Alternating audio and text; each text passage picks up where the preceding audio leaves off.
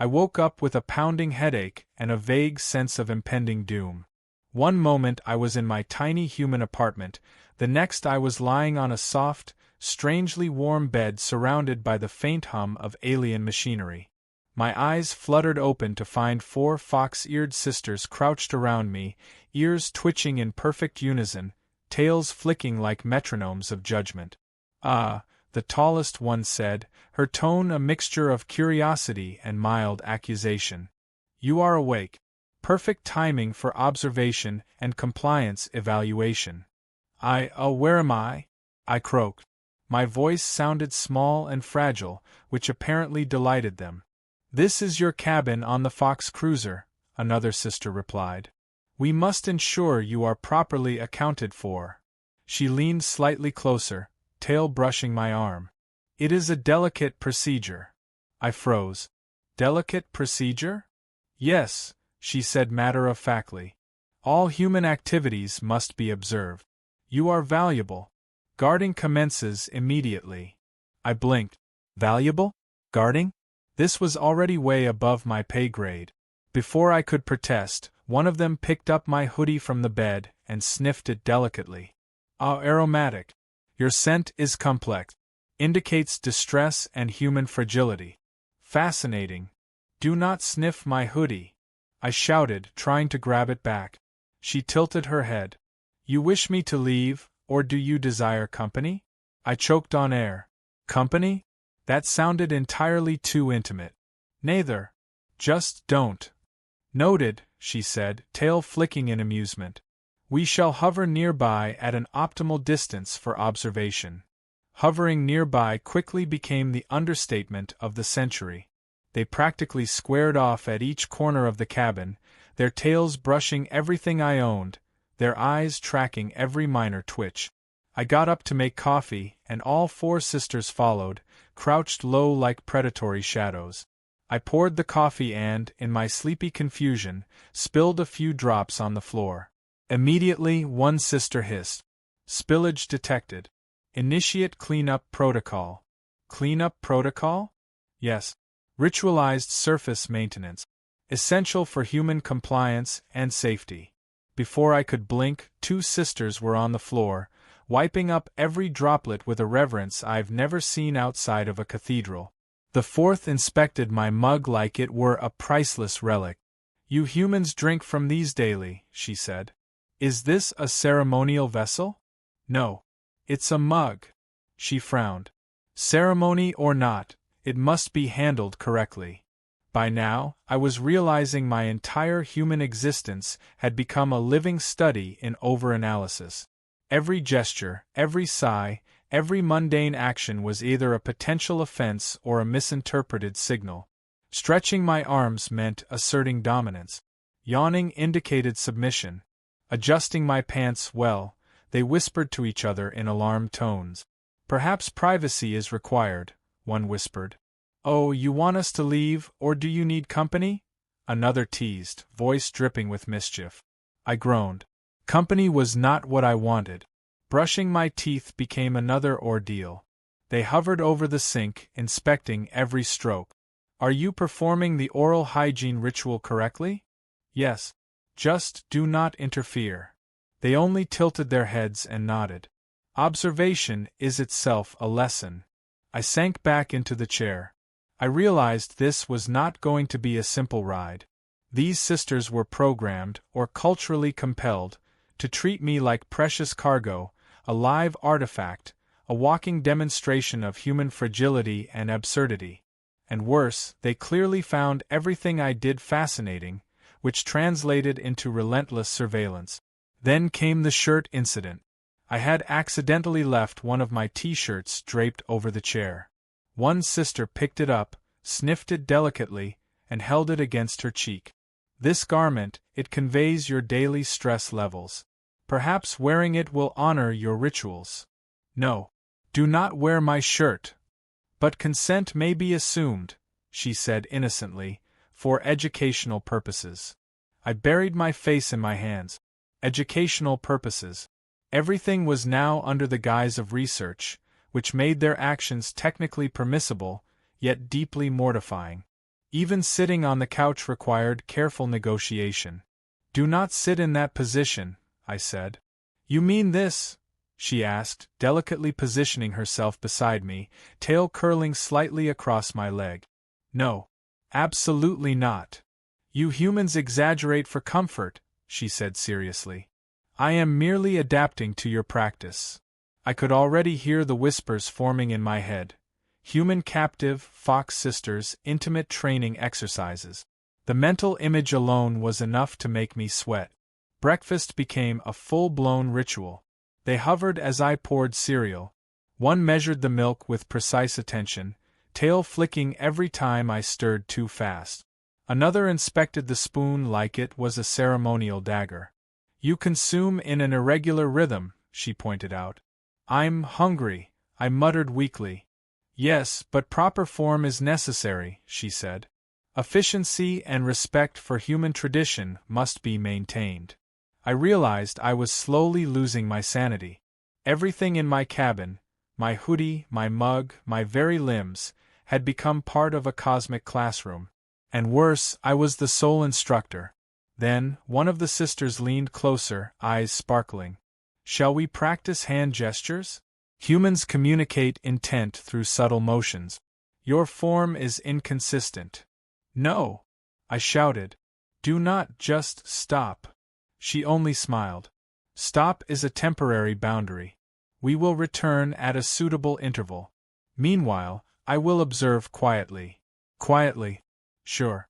That tail brushing my leg quietly, that ear twitching in perfect rhythm quietly.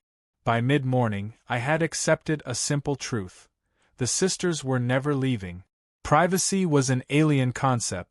Every movement, every habit, every double-meaning gesture I made was now under constant surveillance.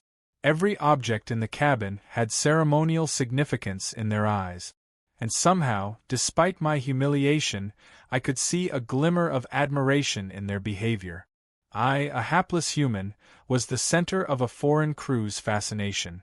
My human ingenuity, pouring coffee without spilling, fixing a flickering light, adjusting the bed, earned subtle nods of approval.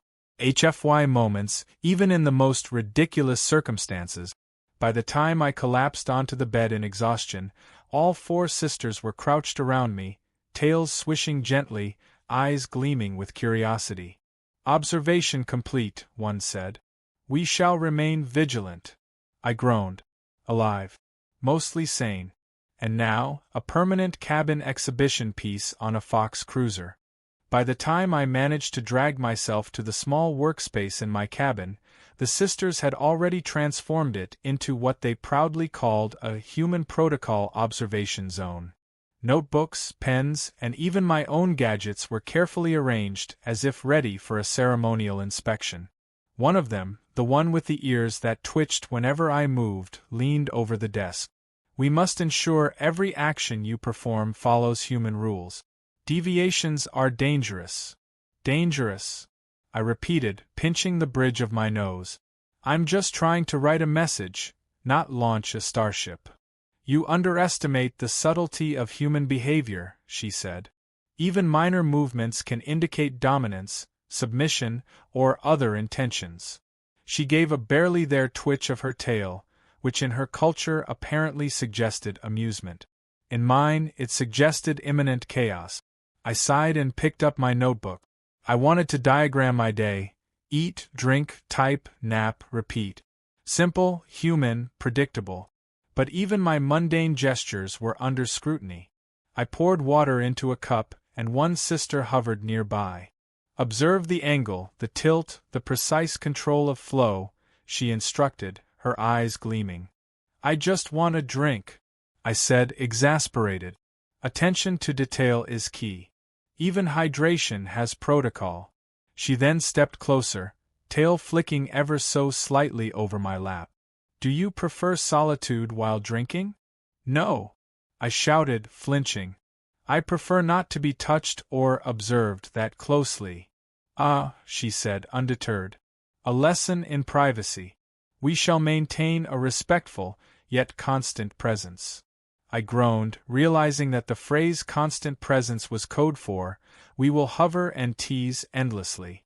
Later, I tried to stand and stretch, only for another sister to crouch beside me. Are you asserting dominance? She asked with deadly seriousness, eyes locked onto my movements. No. Stretching is human physiology. She nodded as if she understood, then crouched lower.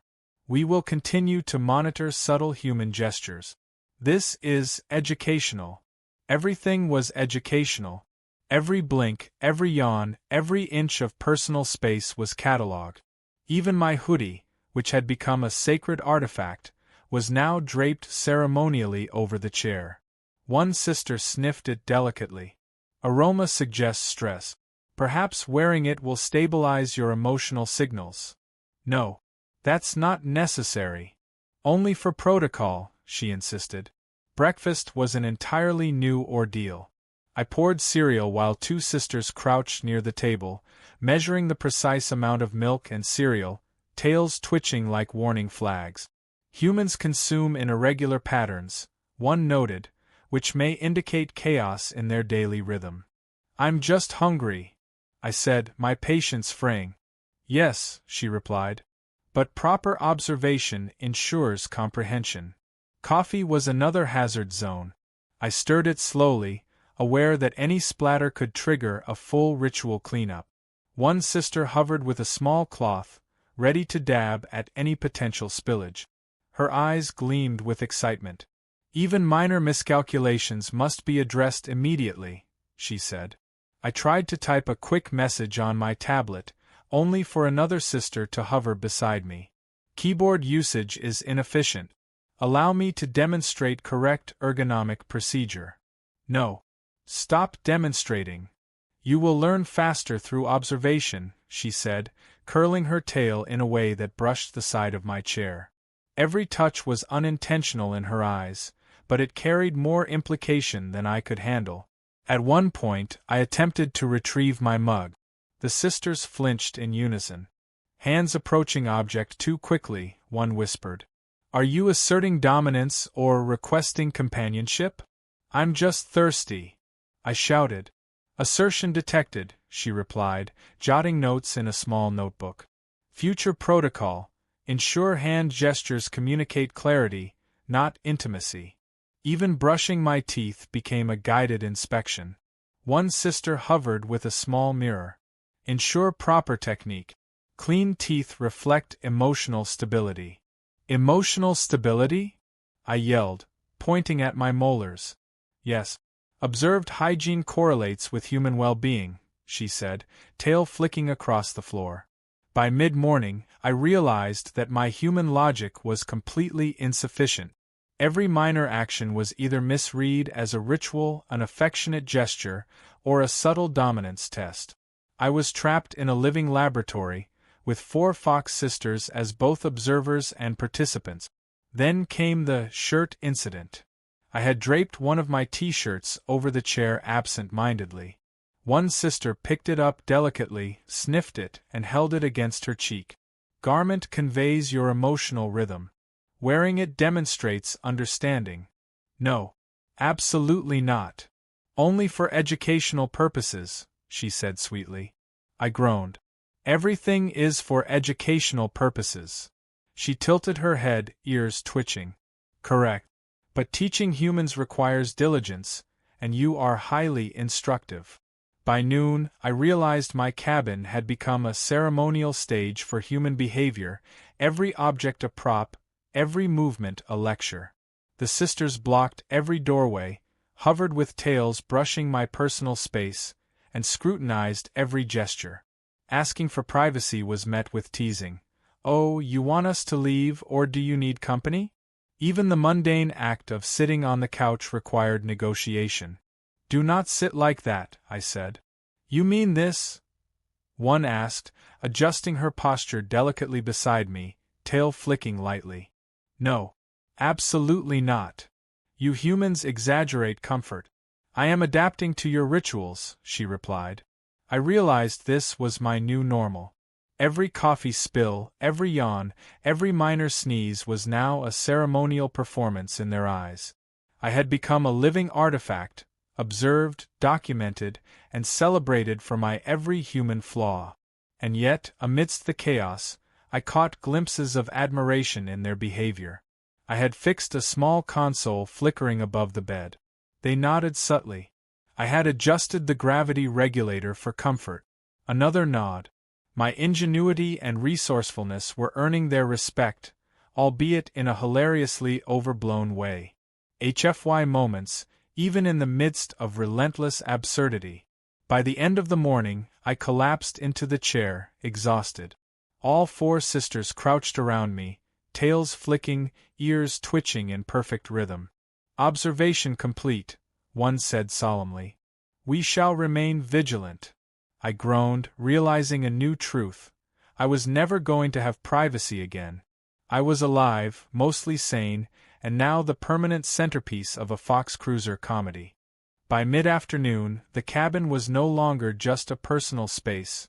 It had become a public stage. I had barely moved when the door hissed open, and a few neighboring crew members peeked in.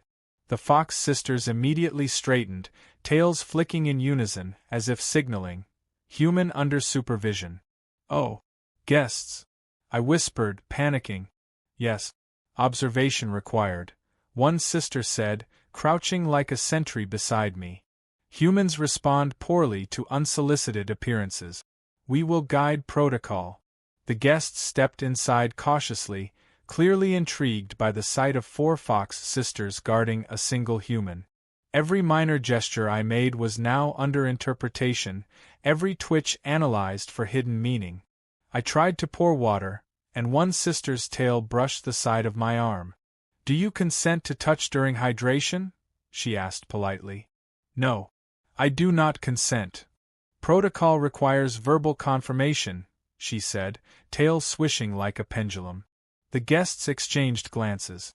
I was aware they were whispering, "Why are the Fox sisters hovering so close? Is this some cultural bonding?" My blush betrayed me, though I knew nothing scandalous was intended. In their culture, proximity equaled protection and respect. To humans, it screamed innuendo. I tried to demonstrate a mundane task, typing a message on my tablet. Instantly, a sister leaned over, observing my fingers with an intensity that made me question my every keystroke. "Accuracy is essential. Human intentions must be precise," she whispered. "I'm just typing," I said, exasperated. "Yes," she replied. "Even typing can indicate emotional state. Careful execution will prevent misinterpretation." A minor sneeze became a full protocol incident. One sister leapt forward, tail swishing against my chair, ears alert. Sneeze recorded. Appropriate human etiquette verified. Tissue deployment satisfactory. Hygiene maintained. Emotional implications minimal. I groaned. "Everything I do becomes a ritual." "It is necessary," she replied. "Humans are delicate creatures. Observation ensures stability." The guests, still lingering, had begun to whisper, and I realized my predicament had escalated. Every action, every casual gesture, was interpreted as a double-meaning signal. When I yawned, one sister crouched lower, tail brushing my leg. "Do you signal fatigue or submission?" she asked. "Neither," I shouted.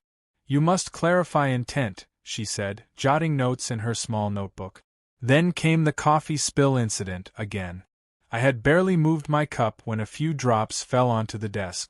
2 sisters immediately performed a ritualized cleanup, pads sweeping each droplet with extreme precision.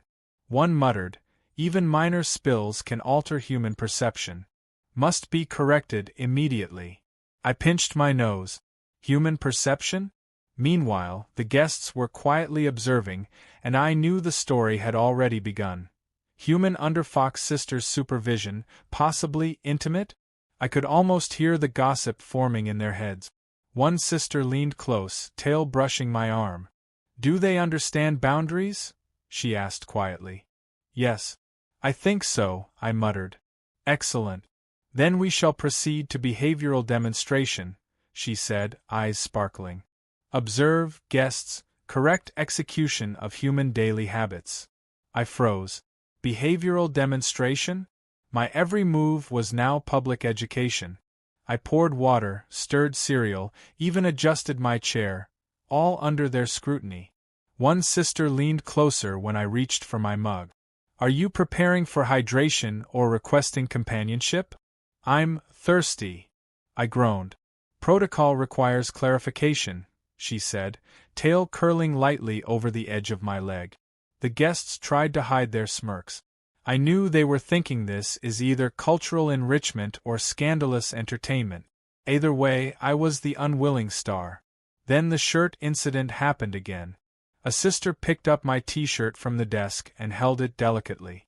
This garment contains significant emotional and olfactory data. Wearing it ensures comprehension of human stress patterns. No. Stop wearing my shirt. Only for educational purposes, she replied with a grin.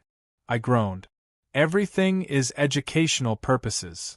One guest cleared his throat nervously. Is this normal for Fox cruisers? Yes, a sister said immediately, tilting her head. Completely normal. Human behavior requires careful observation. Compliance is paramount.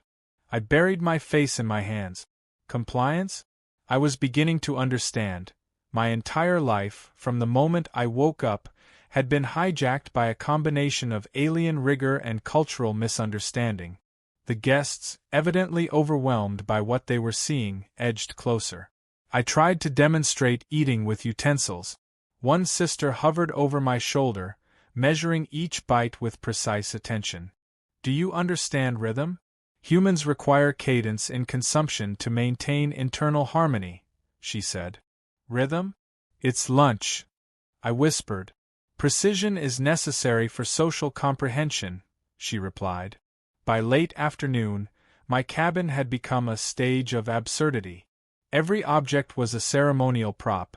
Mugs, spoons, clothing, even the chair I sat on. Every motion was scrutinized, catalogued, and interpreted as potentially meaningful. Every tail flick, every ear twitch, every glance was double-meaning chaos to anyone human watching. Despite the overwhelming stress, I couldn't help noticing small victories. I had adjusted a minor console glitch, and the sisters nodded subtly. I had organized a stack of papers, and another gave a small approving tilt of her head. My human ingenuity, logic, resourcefulness, improvisation, was being respected in the most ridiculous circumstances imaginable. HFY moments, even in the midst of chaos. Still, the constant hovering, tail brushing, and whispering questions, intent, emotion, desire, was exhausting. I realized I had two choices: collapse entirely or play along while subtly directing their attention to prevent further disaster. I opted for the latter, which only led to more hilarious complications. I had to exaggerate small gestures for clarity, over-communicate minor intentions, and anticipate misinterpretation at every turn. A yawn required a verbal explanation. Adjusting my hoodie demanded explicit consent. Reaching for my notebook needed a formal declaration of purpose. And yet, despite everything, the sisters were genuinely fascinated. Their curiosity was boundless, their attention unwavering. They had transformed my mundane human habits into lessons in alien observation, comedy, and accidental intimacy, all while maintaining perfect innocence in their eyes. By the time the guests left, I was utterly exhausted. The cabin was back under control, but only temporarily. The sisters remained crouched around me, tails flicking, ears twitching. Observation continues, one said quietly. Future human actions will be analyzed for correctness and comprehension. I groaned, leaning back in the chair. Alive. Mostly sane. And fully aware that the next wave of misunderstandings and accidental double meanings was already on the horizon. By evening, the cabin had become a stage for what the sisters proudly called ultimate human protocol demonstration. Every object, every movement, and every breath I took was now part of their ceremonial display. They had lined up my hoodie, my mug, and even my shoes with almost reverential care. One sister leaned forward, tail curled delicately around my leg. Observe, human.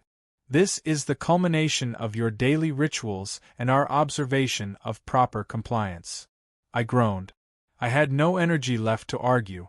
First hydration, one announced, as if reading from a textbook. I poured water into a cup, careful to avoid even the tiniest drop escaping. One sister hovered, tail swishing over the edge of the table. Precision acknowledged. Emotional and physiological stability maintained. Next came food. I stirred cereal carefully, every bite measured. A sister crouched near my shoulder, holding a small notebook. Observe the cadence. Each mouthful represents an intentional act of consumption, aligning with human dietary rituals. I blinked. You take this way too seriously. Seriousness ensures accuracy, she replied. You humans are fragile. Observation prevents chaos. Even my typing was now scrutinized. Every keystroke was analyzed for intent. Do your fingers communicate focus, fatigue, or desire? One asked innocently. Focus. I snapped, attempting to clarify. You must be explicit, she said, tail flicking dangerously close. Ambiguity is unacceptable. Then came the clothing demonstration. One sister delicately picked up my t-shirt and held it against her cheek. Garment conveys emotional rhythm. Wearing it demonstrates comprehension of human stress patterns. No. Not again. Educational purposes only, she replied sweetly. The absurdity escalated further when one sister insisted I demonstrate my sleeping ritual. I climbed onto the bed, carefully arranging pillows. They measured distances, counted folds, and even timed my breathing. Observe the symmetry of repose, one instructed. Proper alignment ensures internal harmony. I muttered under my breath, I never thought my sleep would become a ceremonial demonstration. Everything you do is instructional, she said proudly. Even minor motions provide insight into human logic and intention. The guests from earlier had returned, curious about the human study session. I panicked, realizing my every movement would now be interpreted as intimate, educational, or ceremonial. I attempted a small human victory, adjusting a flickering light panel. Two sisters leaned in, nodding approvingly. Human ingenuity acknowledged. Adaptive problem-solving impressive. Respect maintained. I allowed a small smirk. HFY moment achieved. Then came the final, most delicate demonstration, lap positioning. One sister tilted her head, tail curling near my leg. Do you consent to proximity for ritual comfort? No. Absolutely not. You must verbalize refusal or permission, she said, jotting notes meticulously. Refusal. I barked. She nodded, eyes sparkling. Boundary respected. Observation continues at safe distance. Even in restraint, the humor was palpable. Every small victory felt like navigating a minefield of double meanings and cultural misunderstandings. The cabin had become a theater of absurdity, and I was simultaneously the star, the audience, and the unwitting teacher. Breakfast, hydration, hygiene, clothing, and even casual gestures had been transformed into performance art. The sisters' dedication was unwavering, yet their understanding of human intent remained hilariously off. They were gentle, precise, and highly analytical, turning everything mundane into a layered lesson in both comedy and absurdity. By nightfall, I realized that compromise had been reached. The sisters maintained vigilance, but allowed slight autonomy. My movements were still observed, but boundaries were now formally acknowledged. Every accidental touch, hovering tail, or curious glance was documented, yet no longer interpreted as implicit permission for chaos. I collapsed onto the bed, exhausted. The cabin was neat, ceremonial, and hilariously overanalyzed. The sisters crouched around me, tails flicking, ears alert, yet somehow the tension had eased. You humans are strange, one murmured, ear twitching. Yes, I whispered back, but at least I survive your rituals. Observation is complete for now, another said. Compliance verified, human ingenuity recognized, and boundaries respected. I exhaled. Alive, mostly sane, and somehow slightly entertained. I realized the absurdity had a rhythm of its own. My daily actions, once private and ordinary, were now a blend of comedy, education, and alien fascination. The chaos remained, but it was a manageable chaos, a partnership of sorts between human unpredictability and Fox sister precision. As I finally closed my eyes, I could hear faint tail flicks, small whispers, and the subtle hum of alien machinery. The sisters were alert, ready for any deviation from protocol, yet for the first time, I felt a glimmer of peace. They had learned boundaries, mostly, and I had learned patience, improvisation, and how ridiculous human habits could appear through alien eyes. A small laugh escaped me. I had survived a full day of ritualized observation, accidental intimacy, and relentless overanalysis. Somehow, despite everything, I was still human, still inventive, still absurdly entertaining in the eyes of 4 devoted Fox sisters. And though privacy was still a concept to be negotiated daily, I knew one undeniable truth. I was the most observed, most protected, and most ridiculously pampered human on the Fox cruiser. Tomorrow they would return.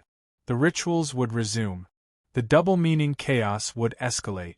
But for now, I rested, fully aware that in a cabin governed by Fox sisters, every mundane human action could be elevated to a hilarious HFY spectacle.